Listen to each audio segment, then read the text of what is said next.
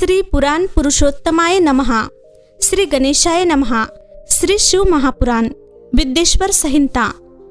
प्रयाग में सूत जी से मुनियों का तुरंत पापनाश करने वाले साधन के विषय में प्रश्न, जो आदि और अंत में तथा मध्य में भी नित्य मंगलमय है, जिसकी समानता अथवा तुलना कहीं भी नहीं है, जो आत्मा के स्वरूप को प्रकाशित करने वाले देवता परमात्मा है, जिनके 5 मुख है, और जो खेल ही खेल में अनायास जगत की रचना, पालन और संहार तथा अनुग्रह एवं तिरोभाव रूप 5 प्रबल कर्म करते हैं, उन सर्वश्रेष्ठ अजर अमर ईश्वर अंबिकापति भगवान शंकर का मैं मन ही मन चिंतन करता हूँ। व्यास जी कहते हैं, जो धर्म का महान क्षेत्र है और जहाँ गंगा यमुना का संगम हुआ है, उस परम पुण्यमय प्रयाग में जो ब्रह्मलोक का मार्ग है, सत्यव्रत में तत्पर रहने वाले महातेजस्वी महाभाग महात्मा मुनियों ने एक विशाल ज्ञान यज्ञ का आयोजन किया। उस ज्ञान यज्ञ का समाचार सुनकर पौराणिक शिरोमणि व्यास शिष्य महामुनि सूत जी वहाँ मुनियों का दर्शन करने के लिए आए। सूत जी को आते देख वे सब मुनि उस समय हर्ष से खिल उठे और अत्यंत प्रसन्न चित्त से उन्होंने उनका विधिवत स्वागत सत्कार किया। तत्पश्चात उन प्रसन्न महात्माओं ने उनकी विधिवत स्तुति करके विनयपूर्वक हाथ जोड़कर उनसे इस प्रकार कहा, सर्वज्ञ विद्वान रोमहर्षण जी, आपका भाग्य बड़ा भारी है। इससे आपने व्यास जी के मुख से अपनी प्रसन्नता के लिए ही संपूर्ण पुराण विद्या प्राप्त की, इसलिए आप आश्चर्य स्वरूप कथाओं के भंडार है। ठीक उसी तरह जैसे रत्नाकार समुद्र बड़े बड़े सारभूत रत्नों का आगार है, तीनों लोकों में भूत, वर्तमान और भविष्य तथा और भी जो कोई वस्तु है वह आपसे अज्ञात नहीं है। आप हमारे सौभाग्य से इस यज्ञ का दर्शन करने के लिए यहाँ पधार गए हैं और इसी व्यास से हमारा कुछ कल्याण करने वाले हैं, क्योंकि आपका आगमन निरर्थक नहीं हो सकता। हमने पहले भी आपसे शुभाशुभ तत्व का पूरा वर्णन सुना है, किंतु उससे तृप्ति नहीं होती। हमें उसे सुनने की बारंबार इच्छा होती है। उत्तम बुद्धि वाले सूत जी, इस समय हमें एक ही बात सुननी है। यदि आपका अनुग्रह हो तो गोपनीय होने पर भी आप उस विषय का वर्णन करें। घोर कलयुग आने पर मनुष्य पुण्य कर्म से दूर रहेंगे, दुराचार में फंस जाएंगे और सब के सब सत्य भाषण से मुंह फेर लेंगे, दूसरों की निंदा में तत्पर होंगे, पराये धन को हड़प लेने की इच्छा करेंगे, उनका मन पराई स्त्रियों में आसक्त होगा तथा वे दूसरे प्राणियों की हिंसा किया करेंगे, अपने शरीर को ही आत्मा समझेंगे, मूढ़, नास्तिक और पशु बुद्धि वाले रखने वाले होंगे, माता पिता से द्वेष रखेंगे, ब्राह्मण लोभ रूपी ग्राहक के ग्रास बन जाएंगे, वेद बेचकर जीविका चलाएंगे, धन का उपार्जन करने के लिए ही विद्या का अभ्यास करेंगे और मत से मोहित रहेंगे, अपनी जाति के कर्म छोड़ देंगे, प्रायः दूसरों को ठगेंगे, तीनों काल की संदोपासना से दूर रहेंगे और ब्रह्म ज्ञान से शून्य होंगे। समस्त क्षत्रिय भी स्वधर्म का त्याग करने वाले होंगे, कुसंगी, पापी और व्यभिचारी होंगे, उनमें शौर्य का अभाव होगा, वे कुस्तित, चौर्य कर्म से जीविका चलाएंगे, शूद्रों का सा बर्ताव करेंगे और उनका चित्त काम का किंकर बना रहेगा। वैश्य, संस्कार भ्रष्ट, स्वधर्म त्यागी, कुमार्गी, धनोपार्जन, पारायण तथा नाप तौल में अपनी कुस्तित वृत्ति का परिचय देने वाले होंगे। इसी तरह शूद्र ब्राह्मणों के आचार में तत्पर होंगे, उनकी आकृति उज्जवल होगी, अर्थात वे अपना कर्म धर्म छोड़कर उज्जवल वेशभूषा से विभूषित हो व्यर्थ घूमेंगे। वे संभवतः ही अपने धर्म का त्याग करने वाले होंगे, उनके विचार धर्म के प्रतिकूल होंगे, वे कुटिल और द्वेष निंदक होंगे। यदि धनी हुए तो कुकर्म में लग जाएंगे, विद्वान हुए तो वाद विवाद करने वाले होंगे, अपनों को कुलीन मानकर चारों वर्णों के साथ वैवाहिक संबंध स्थापित करेंगे, समस्त वर्णों को अपने संपर्क से भ्रष्ट करेंगे। वे लोग अपनी अधिकार सीमा से बाहर जाकर द्विजोचित सत्कर्म का अनुष्ठान करने वाले होंगे। कलयुग की स्त्रियां प्रायः सदाचार से भ्रष्ट और पति का अपमान करने वाली होंगी, सास ससुर से द्रोह करेंगी, किसी से भय नहीं मानेंगी, मलिन भोजन करेंगी, कुस्तित हाव भाव में तत्पर होंगी, उनका शील स्वभाव बहुत बुरा होगा और वे अपने पति की सेवा से सदा ही विमुख रहेंगी।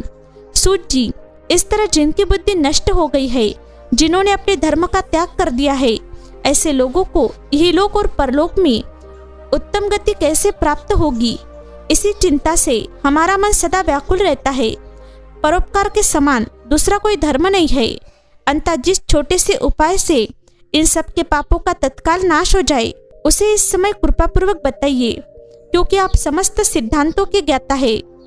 वैद्य कहते हैं, उन भावितात्मा मुनियों की यह बात सुनकर सूर्य मन ही मन भगवान शंकर का स्मरण करके उनसे इस प्रकार बोले। शिव पुराण का परिचय। सूर्य कहते हैं, साधु महात्माओं, आपने बहुत अच्छी बात पूछी है। आपका यह प्रश्न तीनों लोगों का हित करने वाला है। मैं गुरुदेव व्यास का स्मरण करके आप लोगों के स्नेहवश इस विषय का वर्णन करूंगा। आप आदरपूर्वक सुने। सबसे उत्तम जो शिव पुराण है वह वेदांत का सार सर्वस्व है तथा वक्ता और श्रोता का समस्त पाप राशियों से उद्धार करने वाला है। इतना ही नहीं, वह परलोक में परमार्थ वस्तु को देने वाला है। कलि की कल्मश राशि का विनाश करने वाला है। उसमें भगवान शिव के उत्तम यश का वर्णन है। ब्राह्मणों, धर्म, अर्थ, काम और मोक्ष, इन चारों पुरुषार्थों को देने वाला वह पुराण सदा ही अपने प्रभाव की दृष्टि से वृद्धि या विस्तार को प्राप्त हो रहा है। विप्रवरों, उस सर्वोत्तम शिव पुराण के अध्ययन मात्र से वे कलयुग के पापासक्त जीव श्रेष्ठतम गति को प्राप्त हो जाएंगे। कलयुग के महान उत्पात तभी तक जगत में निर्भर होकर विचरेंगे जब तक जहाँ शिव पुराण का उदय नहीं होगा। इसे वेद के तुल्य माना गया है। इस वेद कल्प पुराण का सबसे पहले भगवान शिव ने ही प्रणयन किया था। विद्येश्वर संहिता, रुद्र संहिता, विनायक संहिता, उमा संहिता, मातृ संहिता, एकादश रुद्र संहिता, कैलाश संहिता, शतरुद्र संहिता, कोटि रुद्र संहिता, सहस्त्र कोटि रुद्र संहिता, वायव्य संहिता तथा धर्म संहिता, इस प्रकार इस पुराण के 12 भेद या खंड है। ये 12 संहिताएं अत्यंत पुण्यमयी मानी गई है। ब्राह्मणों, अब मैं उनके श्लोकों की संख्या बता रहा हूँ। आप लोग वह सब आदरपूर्वक सुने। विद्येश्वर संहिता में 10,000 श्लोक है। रुद्र संहिता में, विनायक संहिता, उमा संहिता और मातृ संहिता में, इनमें से प्रत्येक में 8-8 हजार श्लोक है। ब्राह्मणों, एकादश रुद्र संहिता में 13,000, कैलाश संहिता में 6,000, शतरुद्र संहिता में 3,000, कोटि रुद्र संहिता में 9,000, सहस्त्र कोटि रुद्र संहिता में 11,000, वायव्य संहिता में 4,000 तथा धर्म संहिता में 12,000 श्लोक है। इस प्रकार मूल शिव पुराण की श्लोक संख्या 1,00,000 है, परंतु व्यास जी ने उसे 24,000 श्लोकों में संक्षिप्त कर दिया है। पुराणों के क्रम संख्या के विचार से इस शिव पुराण का स्थान चौथा है। इसमें शांत संहिताएं है। पूर्व काल में भगवान शिव ने श्लोक संख्या की दृष्टि से 100 करोड़ श्लोकों का एक ही पुराण ग्रंथ ग्रंथित किया था। सृष्टि के आदि में निर्मित हुआ वह पुराण साहित्य अत्यंत विस्तृत था। फिर द्वापर आदि युगों में द्वैपायन, व्यास आदि महर्षियों ने जब पुराण का 18 भागों में विभाजन कर दिया, उस समय संपूर्ण पुराणों का संक्षिप्त स्वरूप केवल 4 लाख श्लोकों का रह गया। उस समय उन्होंने शिव पुराण का 24,000 श्लोकों में प्रतिपादन किया। यही इसके श्लोकों की संख्या है। यह वेद तुल्य पुराण शांत संहिताओं में बटा हुआ है। इसकी पहली संहिता का नाम विद्येश्वर संहिता है, दूसरी रुद्र संहिता समझनी चाहिए, तीसरी का नाम शतरुद्र संहिता, चौथी का कोटि रुद्र संहिता, पांचवी का उमा संहिता, छठी का कैलाश संहिता और सातवीं का नाम वायव्य संहिता है। इस प्रकार ये 7 संहिताएं मानी गई है। इन 7 संहिताओं से युक्त दिव्य शिव पुराण वेद के तुल्य प्रामाणिक तथा सबसे उत्कृष्ट गति प्रदान करने वाला है। यह निर्मल शिव पुराण भगवान शिव के द्वारा ही प्रतिपादित है। इसे शैव शिरोमणि भगवान व्यास ने संक्षेप से संकलित किया है। यह समस्त जीव समुदाय के लिए उपकारक, त्रिविध तापों का नाश करने वाला, तुलना रहित एवं सत्पुरुषों को कल्याण प्रदान करने वाला है। इसमें वेदांत विज्ञानमय प्रधान तथा निष्कपट निष्काम धर्म का प्रतिपादन किया गया है। यह पुराण ईर्ष्यारहित अंतकरण वाले विद्वानों के लिए जानने की वस्तु है। इसमें श्रेष्ठ मंत्र समूहों का संकलन है तथा धर्म, अर्थ और काम इस त्रिवर्ग की प्राप्ति के साधन का भी वर्णन है। यह उत्तम शिव पुराण समस्त पुराणों में श्रेष्ठ है। वेद वेदांत में वैद्य रूप से विलसित परम वस्तु परमात्मा का इसमें गान किया गया है। जो बड़े आदर से इसे पढ़ता और सुनता है वह भगवान शिव का प्रिय होकर परम गति को प्राप्त कर लेता है। साध्य साधन आदि का विचार तथा श्रवण, कीर्तन और मनन, इन 3 साधनों की श्रेष्ठता का प्रतिपादन व्यास जी कहते हैं। सूत जी का यह वचन सुनकर वे सब महर्षि बोले, अब आप हमें वेदांत सार सर्वस्वरूप अद्भुत शिव पुराण की कथा सुनाइए। सूत जी ने कहा, आप सब महर्षिगण रोग शोक से रहित कल्याणमय भगवान शिव का स्मरण करके पुराण प्रवर शिव पुराण की जो वेद सार तत्व से प्रकट हुआ है कथा सुनिए। शिव पुराण में भक्ति, ज्ञान और वैराग्य, इन तीनों का प्रीतिपूर्वक गान किया गया है और वेदांत वेद सद्वस्तु का विशेष रूप से वर्णन है। इस वर्तमान कल्प में जब सृष्टि कर्म आरंभ हुआ था, उन दिनों 6 कुलों के महर्षि परस्पर वाद विवाद करते हुए कहने लगे, अमुक वस्तु सबसे उत्कृष्ट है और अमुक नहीं है। उनके इस विवाद ने अत्यंत महान रूप धारण कर लिया। तब वे सब के सब अपनी शंका के समाधान के लिए सृष्टिकर्ता अविनाशी ब्रह्मा जी के पास गए और हाथ जोड़कर विनय भरी वाणी में बोले, प्रभु, आप संपूर्ण जगत को धारण पोषण करने वाले तथा समस्त कारणों के भी कारण है। हम यह जानना चाहते हैं कि संपूर्ण तत्वों से परे परातत्पर पुराण पुरुष कौन है। ब्रह्मा जी ने कहा, जहाँ से मन सहित वाणी उन्हें न पाकर लौट आती है तथा जिनसे ब्रह्मा, विष्णु, रुद्र और इंद्र आदि से युक्त यह संपूर्ण जगत समस्त भूतों एवं इंद्रियों के साथ पहले प्रकट हुआ है, वे ही ये देव महादेव सर्वज्ञ एवं संपूर्ण जगत के स्वामी है। यही सबसे उत्कृष्ट है। भक्ति से इनका साक्षात्कार होता है, दूसरे किसी उपायों से कहीं इनका दर्शन नहीं होता। रुद्र, हरि, हर तथा अन्य देवेश्वर सदा उत्तम भक्ति भाव से उनका दर्शन करना चाहते हैं। भगवान शिव में भक्ति होने से मनुष्य संसार बंधन से मुक्त हो जाता है। देवता के कृपा प्रसाद से उनमें भक्ति होती है और भक्ति से देवता का कृपा प्रसाद प्राप्त होता है। ठीक उसी तरह जैसे यह अंकुर से बीज और बीज से अंकुर पैदा होता है, इसीलिए तुम सब महर्षि भगवान शंकर का कृपा प्रसाद प्राप्त करने के लिए भूतल पर जाकर 22 सहस्त्र वर्षों तक चालू रहने वाले एक विशाल यज्ञ का आयोजन करो। इन यज्ञपति भगवान शिव की कृपा से वेदोक्त विद्या के सारभूत साध्य साधन का ज्ञान होता है। शिव पद की प्राप्ति ही साध्य है, उनकी सेवा ही साधन है तथा उनके प्रसाद से जो नित्य नैमित्तिक आदि फलों की ओर से निस्पृह होता है वही साधक है। वेदोक्त कर्म का अनुष्ठान करके उसके महान फल को भगवान शिव के चरणों में समर्पित कर देना ही परमेश्वर पद की प्राप्ति है। वही सालोक्य आदि के क्रम से प्राप्त होने वाली मुक्ति है। उन पुरुषों की भक्ति के अनुसार उन सबको उत्कृष्ट फल की प्राप्ति होती है। उस भक्ति के साधन अनेक प्रकार के हैं, जिनका साक्षात महेश्वर ने ही प्रतिपादन किया है। उनमें से सारभूत साधन को संक्षिप्त करके मैं बता रहा हूँ। कान से भगवान के नाम, गुण और लीलाओं का श्रवण, वाणी द्वारा उनका कीर्तन तथा मन के द्वारा उनका मनन, इन तीनों को महान साधन कहा गया है। तात्पर्य यह कि महेश्वर का श्रवण, कीर्तन और मनन करना चाहिए। यह श्रुति का वाक्य हम सबके लिए प्रमाणभूत है। इसी साधन से संपूर्ण मनोरथों की सिद्धि में लगे हुए आप लोग परम साध्य को प्राप्त हो।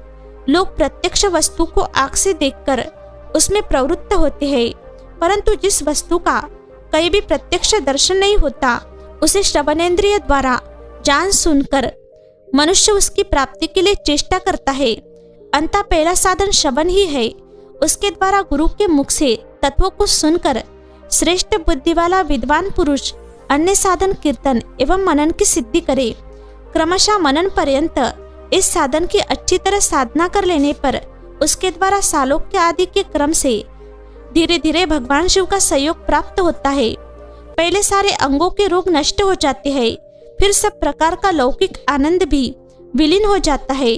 भगवान शंकर की पूजा, उनके नामों के जप तथा उनके गुण, रूप, विलास और नामों का युक्ति परायण चित्त के द्वारा जो निरंतर परिशोधन या चिंतन होता है, उसी को मनन कहा गया है। वह महेश्वर की कृपा दृष्टि से उपलब्ध होता है, उसे समस्त श्रेष्ठ साधनों में प्रधान या प्रमुख कहा गया है। सूत जी कहते हैं, मुनीश्वरों, इस साधन का महात्म्य बताने के प्रसंग में मैं आप लोगों के लिए एक प्राचीन वृत्तांत का वर्णन करूंगा, उसे ध्यान देकर आप सुने।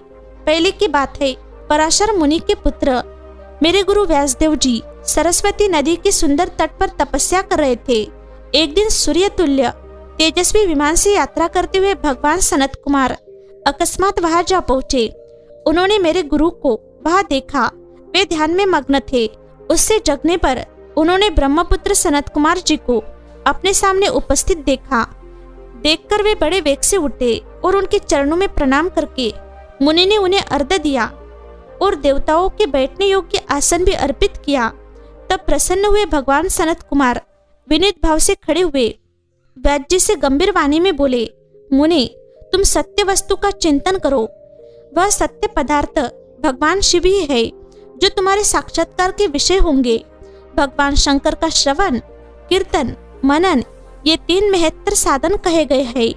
ये तीनों ही वेद सम्मत है। पूर्व काल में मैं दूसरे साधनों के संभ्रम में पड़कर घूमता घामता मंदरांचल पर जा पहुंचा और वहां तपस्या करने लगा। तदनंतर महेश्वर शिव की आज्ञा से भगवान नंदिकेश्वर वहां आए। उनकी मुझ पर बड़ी दया थी। वे सबके साक्षी तथा शिव गणों के स्वामी भगवान नंदिकेश्वर मुझे स्नेहपूर्वक मुक्ति का उत्तम साधन बताते हुए बोले, भगवान शंकर का श्रवण, कीर्तन और मनन, ये तीनों साधन वेद सम्मत है और मुक्ति के साक्षात कारण है। यह बात स्वयं भगवान शिव ने मुझे कही है। अंता ब्रह्मन, तुम श्रवणादि तीनों साधनों का ही अनुष्ठान करो।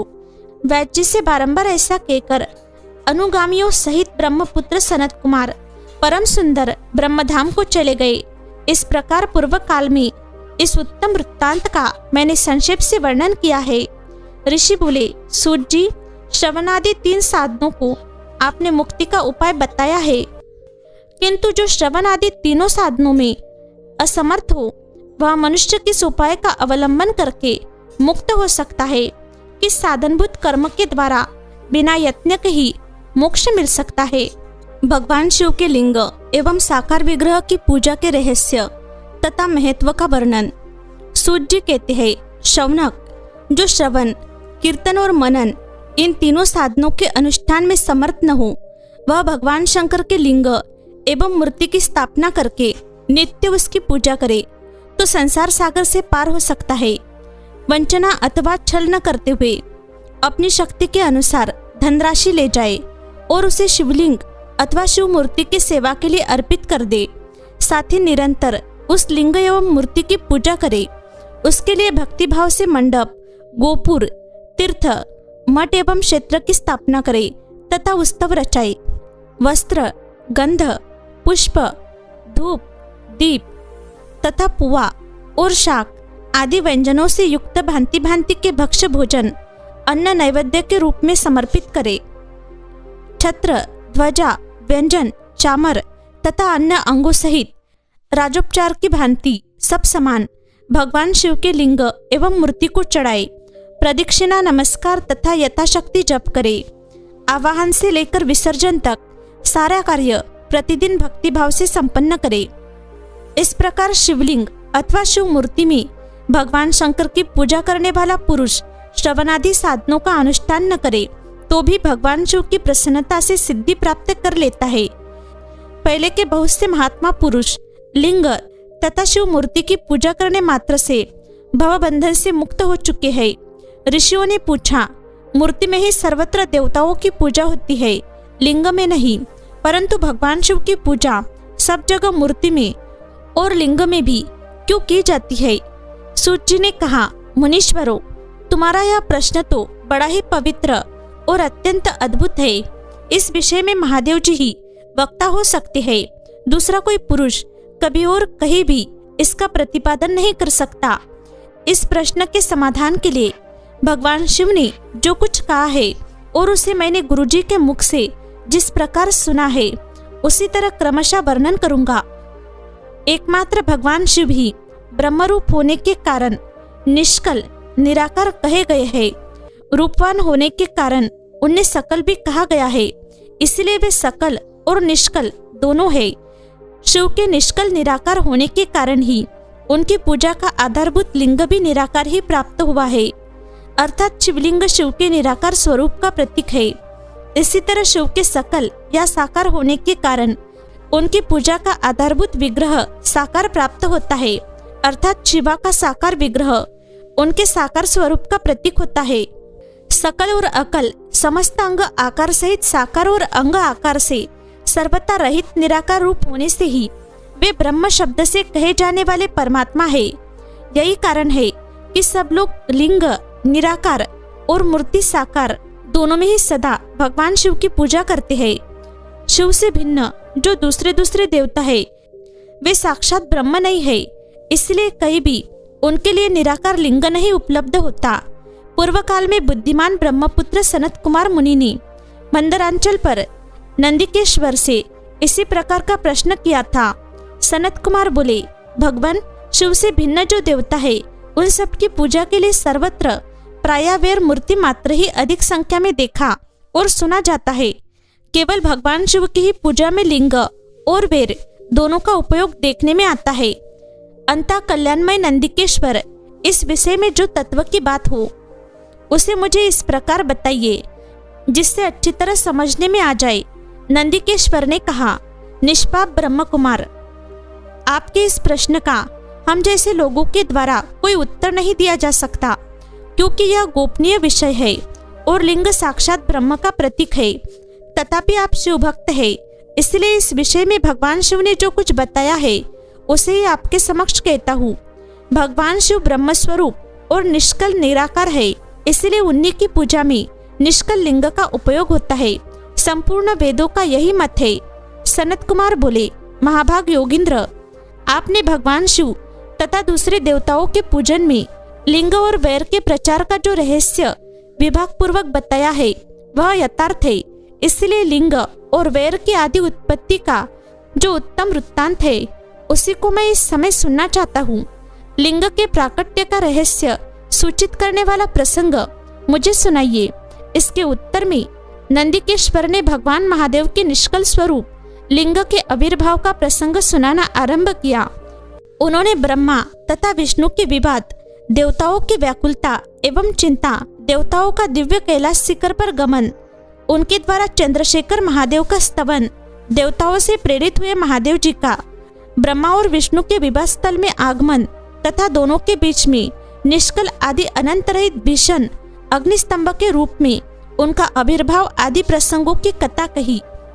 तदनंतर श्री ब्रह्मा और विष्णु दोनों के द्वारा उस ज्योतिर्मय स्तंभ की ऊंचाई और गहराई का थाह लेने की चेष्टा एवं केतकी पुष्प के शाप, वरदान आदि के प्रसंग भी सुनाए।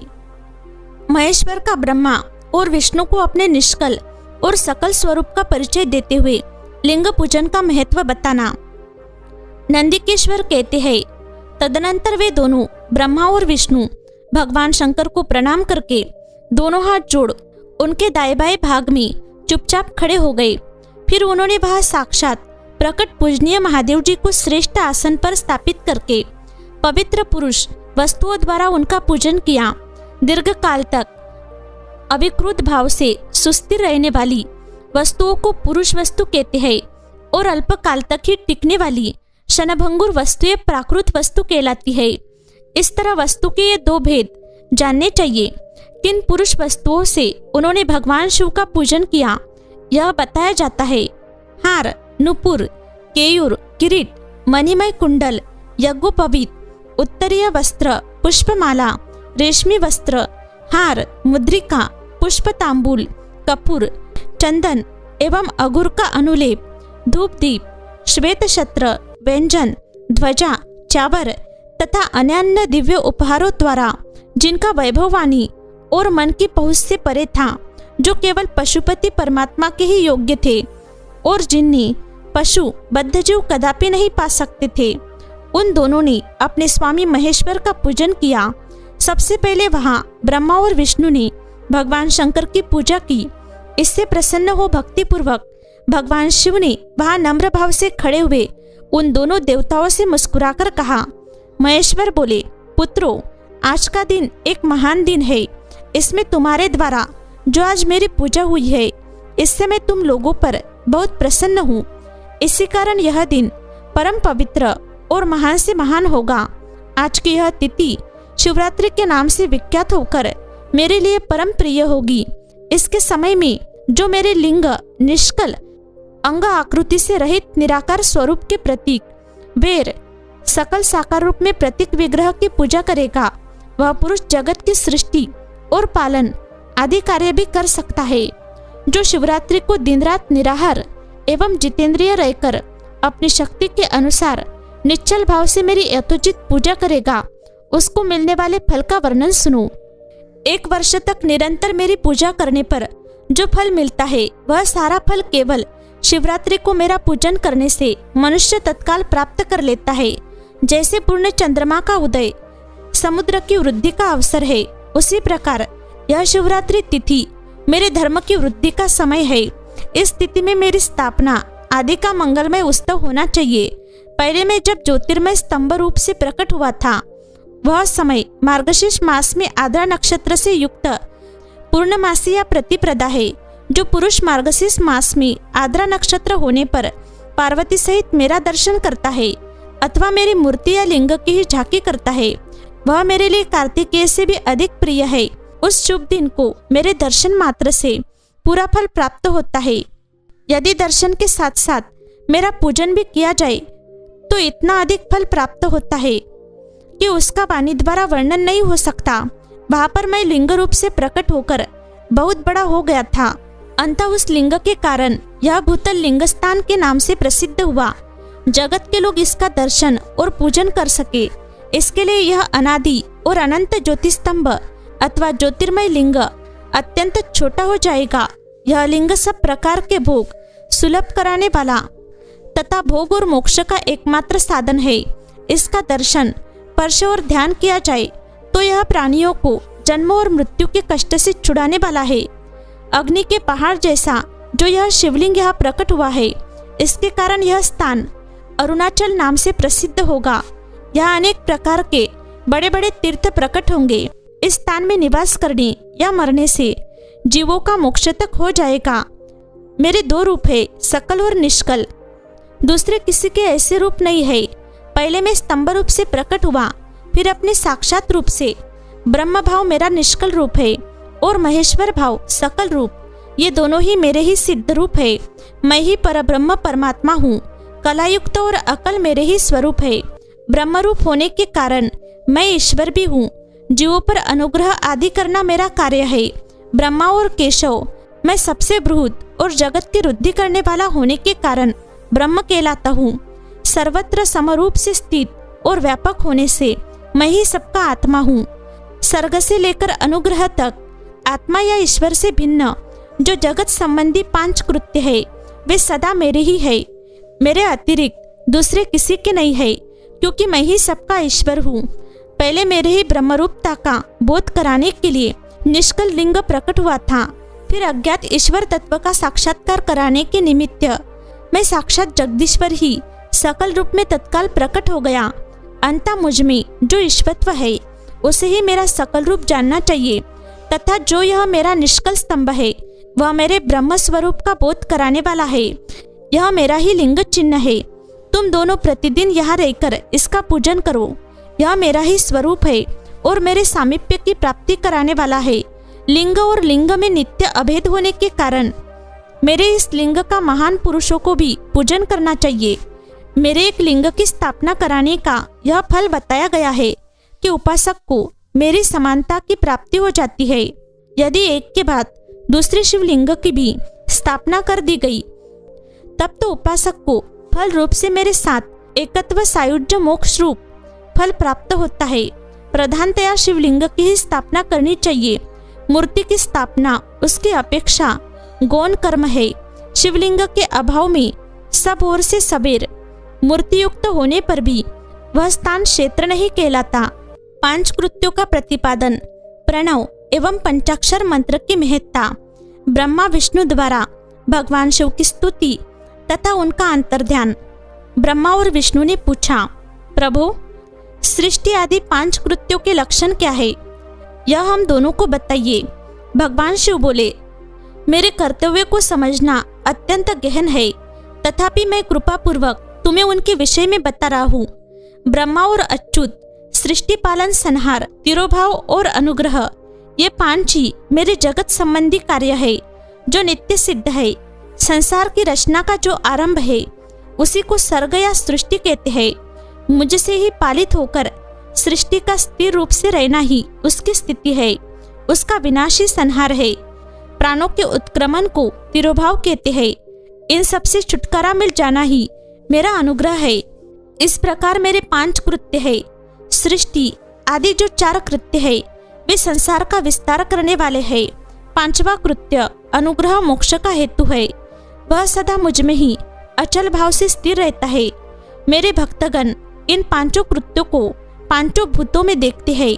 सृष्टि भूतल में, स्थिति जल में, संहार अग्नि में, तिरोभाव वायु में और अनुग्रह आकाश में स्थित है। पृथ्वी से सबकी सृष्टि होती है, जल से सबकी वृद्धि एवं जीवन रक्षा होती है। आग सबको जला देती है, वायु सबको एक स्थान से दूसरे स्थान को ले जाती है और आकाश सबको अनुग्रहित करता है। विद्वान पुरुषों को यह विषय इसी रूप में जानना चाहिए। इन 5 कृत्यों का भार वहन करने के लिए ही मेरे 5 मुख है। 4 दिशाओं में 4 मुख है और इनके बीच में 5वां मुख है। पुत्रों, तुम दोनों ने तपस्या करके प्रसन्न हुए मुझ परमेश्वर से सृष्टि और स्थिति नामक 2 कृत्य प्राप्त किए हैं। ये दोनों तुम्हें बहुत प्रिय है। इसी प्रकार मेरी विभूति स्वरूप रुद्र और महेश्वर में 2 अन्य उत्तम कृत्य संहार और तिरोभाव मुझसे प्राप्त किए हैं, परंतु अनुग्रह नामक कृत्य दूसरा कोई नहीं पा सकता। रुद्र और महेश्वर अपने कर्म को भूले नहीं है, इसलिए मैंने उनके लिए अपनी समानता प्रदान की है। वे रूप, वेश, कृत्य, वाहन, आसन और आयुध आदि में मेरे समान ही है। मैंने पूर्व काल में अपने स्वरूप भूत मंत्र का उपदेश किया है, जो ओमकार रूप में प्रसिद्ध है। वह महामंगलकारी मंत्र है। सबसे पहले मेरे मुख से ओमकार, ओम प्रकट हुआ, जो मेरे स्वरूप का बोध कराने वाला है। ओमकार वाचक है और मैं वाच्य हूँ। यह मंत्र मेरा स्वरूप ही है। प्रतिदिन ओमकार का निरंतर स्मरण करने से मेरा ही सदा स्मरण होता है। मेरे उत्तरवर्ती मुख से अकार का, पश्चिम मुख से उकार का, दक्षिण मुख से मकार का, पूर्ववर्ती मुख से बिंदु का तथा मध्यवर्ती मुख से नाद का प्राकट्य हुआ। इस प्रकार 5 अवयवों से युक्त ओमकार का विस्तार हुआ है। इन सभी अवयवों से एकीभूत होकर वह प्रणव ओम नाम का एक अक्षर हो गया। यह नाम रूपात्मक सारा जगत तथा वेद उत्पन्न स्त्री पुरुष वर्ग रूप दोनों कुल इस प्रणव मंत्र से व्याप्त है। यह मंत्र शिव और शक्ति दोनों का बोधक है। इसी से पंचाक्षर मंत्र की उत्पत्ति हुई है, जो मेरे सकल रूप का बोधक है। वह अकारादि क्रम से और मकारादि क्रम से क्रमशः प्रकाश में आया है। ओम नमः शिवाय यह पंचाक्षर मंत्र है। इस पंचाक्षर मंत्र से मातृ का वर्ण प्रकट हुए है, जो 5 भेद वाले है। उसी से शिरो मंत्र सहित त्रिपदा गायत्री का प्राकट्य हुआ है। उस गायत्री से संपूर्ण वेद प्रकट हुए हैं और उन वेदों से करोड़ों मंत्र निकले हैं। उन मंत्रों से भिन्न भिन्न कार्यों की सिद्धि होती है, परंतु इस प्रणव एवं पंचाक्षर से संपूर्ण मनोरथों की सिद्धि होती है। इस मंत्र समुदाय से भोग और मोक्ष दोनों सिद्ध होते हैं। मेरे सकल स्वरूप से संबंध रखने वाले सभी मंत्रराज साक्षात भोग प्रदान करने वाले और शुभकारक मोक्षप्रद है। नंदिकेश्वर कहते हैं, तदनंतर जगदम्बा पार्वती के साथ बैठे हुए गुरुवर महादेव जी ने उत्तराभिमुख बैठे हुए ब्रह्मा और विष्णु को पर्दा करने वाले वस्त्र से आच्छादित करके उनके मस्तक पर अपना कर कमल रखकर धीरे धीरे उच्चारण करके उन्हें उत्तम मंत्र का उपदेश किया। मंत्र तंत्र में बताई हुई विधि के पालन पूर्वक 3 बार मंत्र का उच्चारण करके भगवान शिव ने उन दोनों शिष्यों को मंत्र की दीक्षा दी। फिर उन शिष्यों ने गुरु दक्षिणा के रूप में अपने आप को ही समर्पित कर दिया और दोनों हाथ जोड़कर उनके समीप खड़े हो उन देवेश्वर जगत गुरु का स्तवन किया। ब्रह्मा और विष्णु बोले, प्रभु आप निष्कल रूप है, आपको नमस्कार है, आप निष्कल तेज से प्रकाशित होते हैं।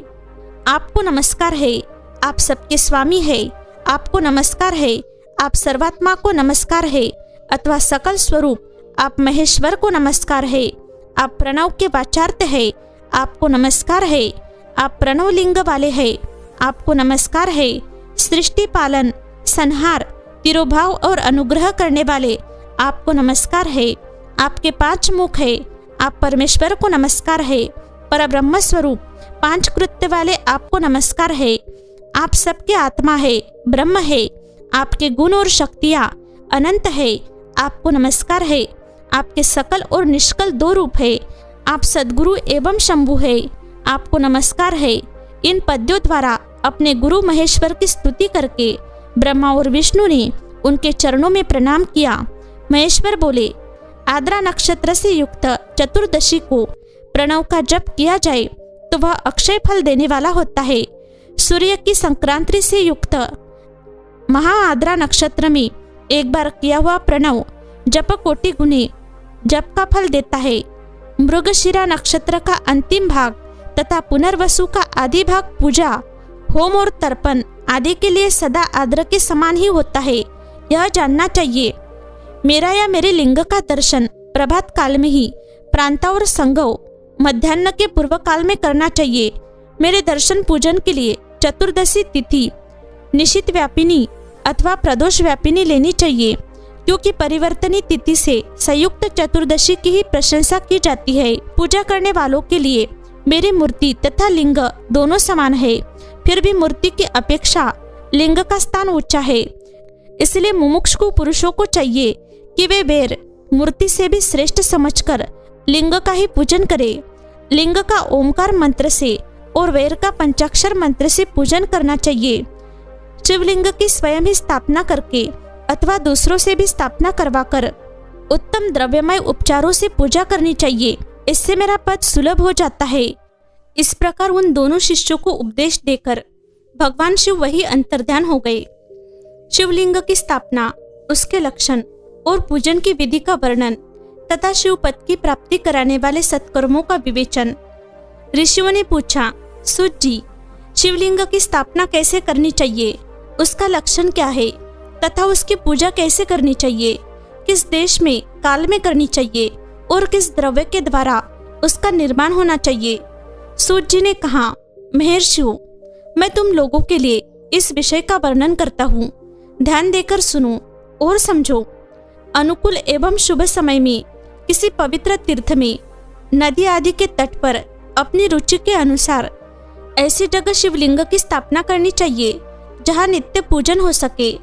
पार्थिव द्रव्य से, जलमय द्रव्य से अथवा तेजस पदार्थ से अपनी रुचि के अनुसार कल्पोक्त लक्षणों से युक्त शिवलिंग का निर्माण करके उसकी पूजा करने से उपासक को उस पूजन का पूरा फल प्राप्त होता है।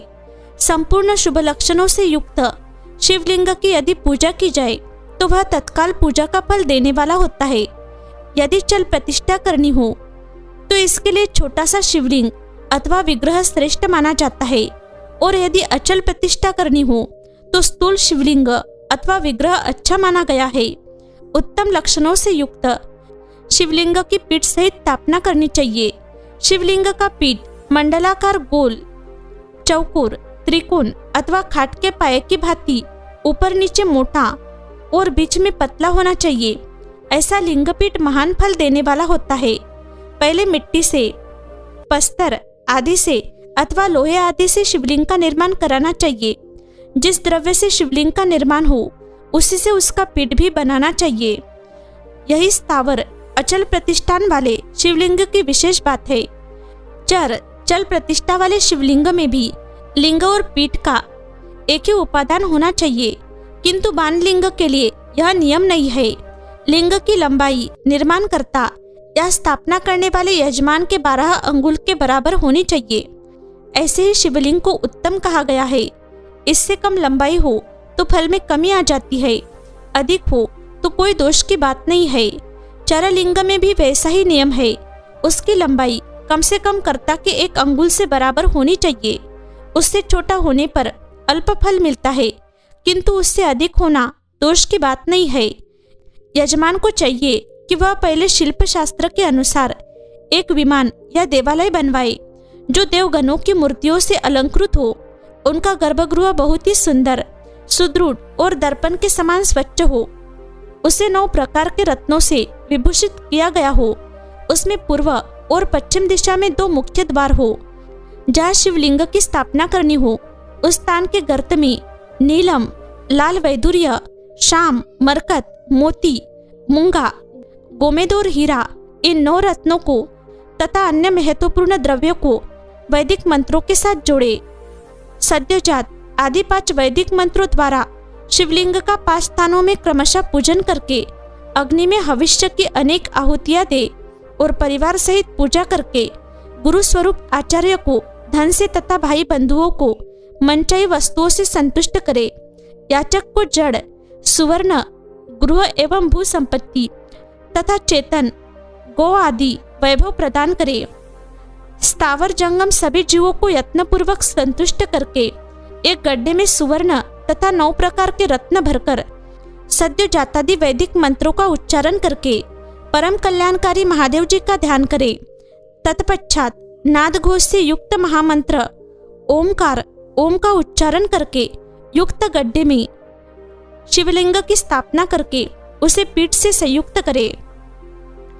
इस प्रकार पीठ युक्त लिंग की स्थापना करके उसे नित्य लेप, दीर्घ काल तक टिके रहने वाले मसाले से जोड़कर स्थिर करे। इसी प्रकार वहां परम सुंदर वेर मूर्ति की भी स्थापना करनी चाहिए। सारांश यह है कि भूमि संस्कार आदि की सारी विधि जैसे लिंग प्रतिष्ठा के लिए कही गई है वैसे ही वेर मूर्ति प्रतिष्ठा के लिए भी समझनी चाहिए।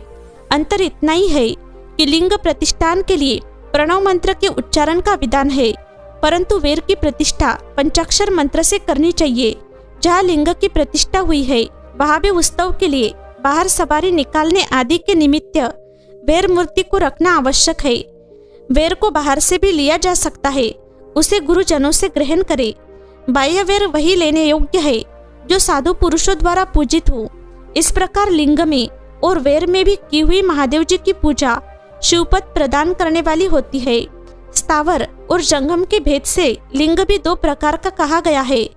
वृक्ष, लता आदि को स्थावर लिंग कहते हैं और कृमि कीट आदि को जंगम लिंग। स्थावर लिंग की सिंचनी आदि के द्वारा सेवा करनी चाहिए और जंगम लिंग को आहार एवं जल आदि देकर तृप्त करना उचित है। उन स्थावर जंगम जीवों को सुख पहुंचाने में अनुरुक्त होना भगवान शिव का पूजन है, ऐसा विद्वान पुरुष मानते हैं। यो चराचर जीवों को ही भगवान शंकर के प्रतीक मानकर उनका पूजन करना चाहिए।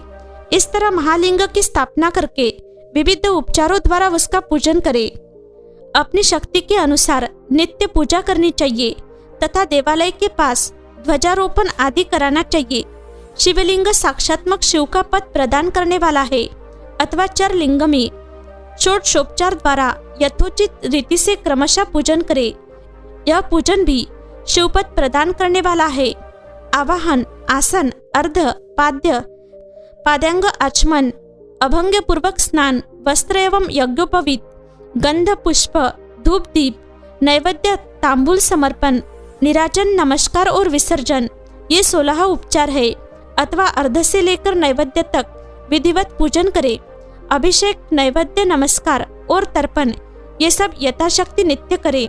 इस तरह किया हुआ शिव का पूजन शिवपद की प्राप्ति कराने वाला होता है अथवा किसी मनुष्य के द्वारा स्थापित शिवलिंग में, ऋषियों द्वारा स्थापित शिवलिंग में, देवताओं द्वारा स्थापित शिवलिंग में, अपने आप प्रकट हुए स्वयंभू लिंग में तथा अपने द्वारा नूतन स्थापित हुए शिवलिंग में भी उपचार समर्पण पूर्वक जैसे तैसे पूजन करने से या पूजन की सामग्री देने से भी मनुष्य ऊपर जो कुछ कहा गया है वह सारा फल प्राप्त कर लेता है।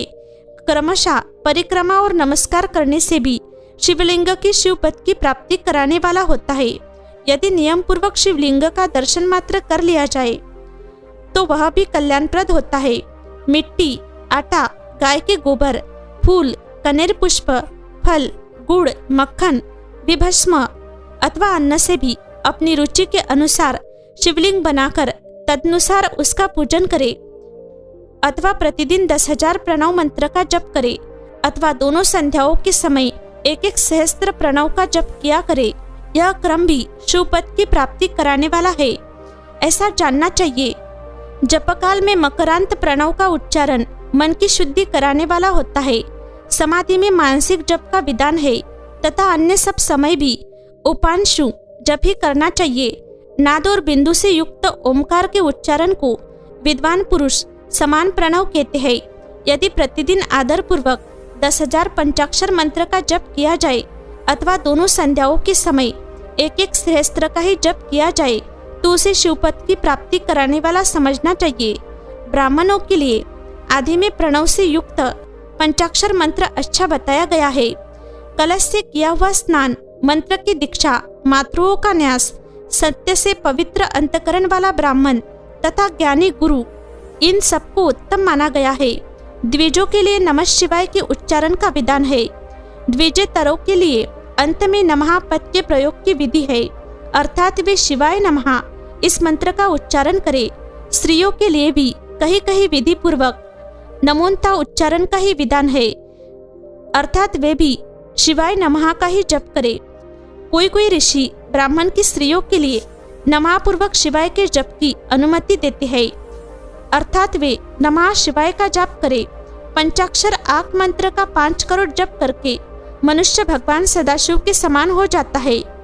1, 2, 3 अथवा 4 करोड़ का जप करने से क्रमशः ब्रह्मा, विष्णु, रुद्र तथा महेश्वर का पद प्राप्त होता है।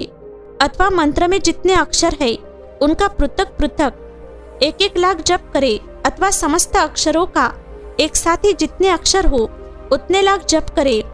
इस तरह के जप को शिवपद की प्राप्ति कराने वाला समझना चाहिए।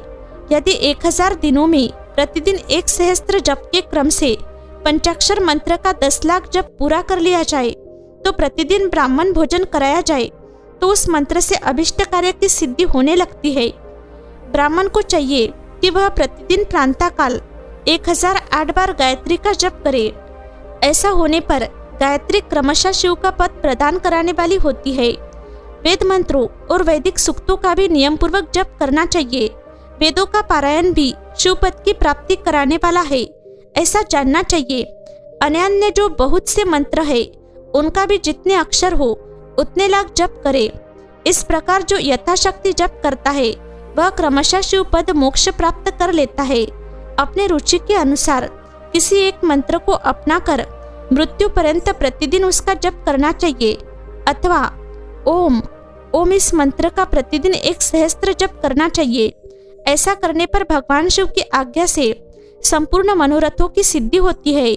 जो मनुष्य भगवान शिव के लिए फुलवाड़ी या बगीचे आदि लगाता है तथा शिव के सेवा कार्य के लिए मंदिर में झाड़ने बुहारने आदि की व्यवस्था करता है, वह इस पुण्य कर्मों को करके शिव पद प्राप्त कर लेता है। भगवान शिव के जो काशी आदि क्षेत्र है उनमें भक्ति पूर्वक नित्य निवास करे, वह जड़ चेतन सभी को भोग और मोक्ष देने वाला होता है। अंतः विद्वान पुरुष को भगवान शिव के क्षेत्र में आमरण निवास करना चाहिए। पुण्य क्षेत्र में स्थित बावड़ी, कुआं और पोखरे आदि को शिव गंगा समझना चाहिए। भगवान शिव का ऐसा ही वचन है, वह स्नान दान और जप करके मनुष्य भगवान शिव को प्राप्त कर लेता है। अंत मृत्यु पर्यंत शिव के क्षेत्र का आश्रय लेकर रहना चाहिए। जो शिव के क्षेत्र में अपने किसी मृत संबंधी का दाह, दशा, मासिक श्राद्ध, सपिंडीकरण अथवा वार्षिक श्राद्ध कराता है अथवा कभी भी शिव के क्षेत्र में अपने पितरों को पिंड देता है, वह तत्काल सब पापों से मुक्त हो जाता है और अंत में शिव पद पाता है। अथवा शिव के क्षेत्र में 7, 5, 3 या 1 ही रात निवास कर ले, ऐसा करने से भी क्रमशः शिव पद की प्राप्ति होती है। लोक में अपने अपने वर्ण के अनुरूप सदाचार का पालन करने से भी मनुष्य शिव पद को प्राप्त कर लेता है। वर्णानुकूल आचरण से तथा भक्तिभाव से वह अपने सत्कर्म का अतिशय फल पाता है। कामना पूर्वक किए हुए अपने कर्म के अभिष्ट फल को शीघ्र ही पा लेता है। निष्काम भाव से किया हुआ सारा कर्म साक्षात शिव पद की प्राप्ति करने वाला होता है। दिन के 3 विभाग होते हैं, प्रांता, मध्याह्न और सायन्य। इन तीनों में क्रमशः एक एक प्रकार के कर्म का संपादन किया जाता है। प्रांतःकाल को शास्त्र विहित नित्य कर्म के अनुष्ठान का समय जानना चाहिए। मध्याह्न काल सकाम कर्म के लिए उपयोगी है। तथा सायंकाल शांति कर्म के उपयुक्त है, ऐसा जानना चाहिए। इसी प्रकार रात्रि में भी समय का विभाजन किया गया है। रात के 4 पहरों में से जो बीच के 2 प्रहर है उन्हें निश्चित काल कहा गया है। विशेषता उसी काल में की हुई भगवान शिव की पूजा अभिष्ट फल को देने वाली होती है। ऐसा जानकर कर्म करने वाला मनुष्य यथोक्त फल का भागी होता है। विशेषता कलयुग में कर्म से ही फल की सिद्धि होती है।